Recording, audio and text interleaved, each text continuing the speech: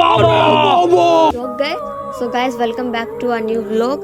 सो आज टाइटल और थंबनेल देख के तो आपको पता चल ही गया होगा कि आज मैं करने वाली हूँ हॉरर स्टोरी टाइम। सो ये कोई फेक स्टोरी बिल्कुल नहीं है, ये एक रियल घटना पर आधारित है। तो गाइस ये जो स्टोरी है वो किसी और के साथ नहीं, मेरे साथ ही हुई है। सो ये जो कहानी मेरे स्कूल से रिलेटेड और मेरे फ्रेंड से रिलेटेड मेरी 11th क्लास की कहानी है। मैं सोचूं पहले इंट्रोडक्शन दूं या कहानी स्टार्ट कर दूं। चलो ज़्यादा पकाती नहीं हूँ, सीधे कहानी पे ले चलती हूँ आपको। सो गाइस इस कहानी की शुरुआत होती है 5 दिसंबर 2020 से। सो उस टाइम भी आप सबको तो पता ही है, ठंड का माहौल था, अंधेरी रात थी, सुबह सुबह ही अंधेरा हो रखा था। उस टाइम क्या हुआ था, स्कूल में हमारे एक अफवाह उड़ी गई लाल साड़ी वाली की। 11th बी हम जैसे नमूनों की क्लास। सो हमारे बराबर में एक उर्दू नाम की क्लास थी। गाइस उस दिन हम सारे बैठे हुए थे म्यूज़िक इंस्ट्रूमेंट की क्लास में। मैं, आद्या, किंजल, ताशु।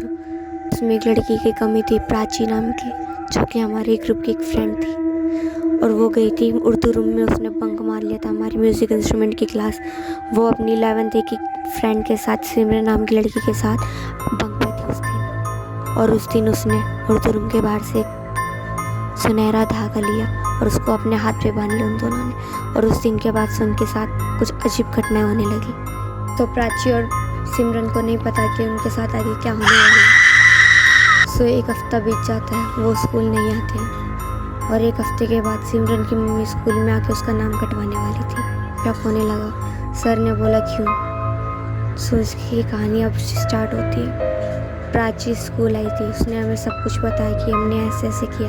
उनके साथ कुछ हरकतें होने लगी थी इन बीचों में। इन हफ्तों में उनके साथ बहुत कुछ बीता था। उनके बॉडी पे रैशेस, नोचने के निशाने, बुरे सपने। उनका कहना था कि कोई लाल साड़ी वाली उनके पीछे पड़ी हुई थी।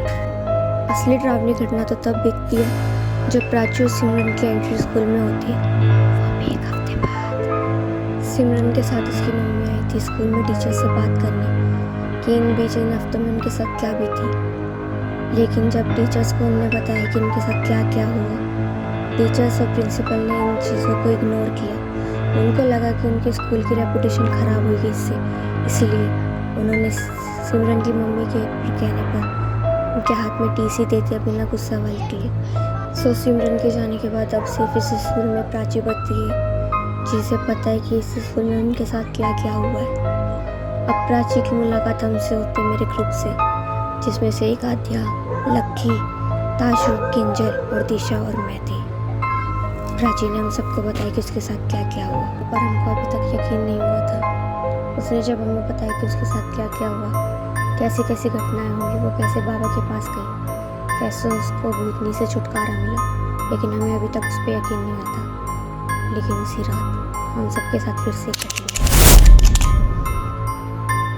सो उस रात को मुझे एक सपना आता है। हम सारे अभी स्कूल में हैं, हम सारे उर्दू रूम के पास खेल रहे हैं। एकदम से मौसम बदल जाता है, पीपल के पेड़ के पत्ते हिल रहे हैं, गिर रहे हैं, हवाएं चल रही है ठंडी ठंडी। फिर एकदम से मेरी नज़र टेरेस पर जाती है। वहाँ पर मुझे लाल साड़ी में एक औरत दिखती जिसका फेस चला हुआ था। फिर जब मैंने उसको देखा मैं बहुत घबरा गई थी। मैं तेज से चिल्लाई, तो सब ने उस साइड देखा टेरेस पर, तो सबको वहाँ पे लाल साड़ी में औरत दिखाई थी जिसका फेस चला हुआ था। सब लोग घबरा गए थे, डरे हुए थे, सब भागना चाह रहे थे लेकिन भाग नहीं पा रहे थे, क्योंकि उसको देख के बहुत ज़्यादा घबराहट हो रही थी। मुझे बहुत ज़्यादा घबराहट हो रही थी। फिर उसकी नज़र एकदम से मुझ पे पड़ी। मैं डर गई थी, मैं भागने लगी, वो मेरे पीछे भागने लगी, लेकिन बीच में पत्थर अड़ने के कारण मैं गिर गई और वो मेरे ऊपर आ बैठी। और उस घबराहट के कारण मेरी एकदम से आँख खुल जाती है। मुझे लगा कि बस एक सपना ही होगा।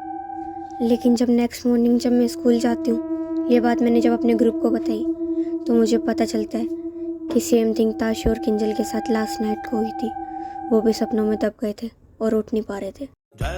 फिर जब मैं ये बात सुनती हूँ तो मैं बहुत ज़्यादा डर जाती हूँ। फिर एकदम से हमारी क्लास की लड़की तन्वी, जो कि हमारी फ्रेंड थी हमारी क्लास की, उसको जब पता चलता है कि हमारे साथ क्या हुआ, वो मेरा हाथ पकड़ के उस पीपल के पेड़ के पास उर्दू रूम के पास ले गई।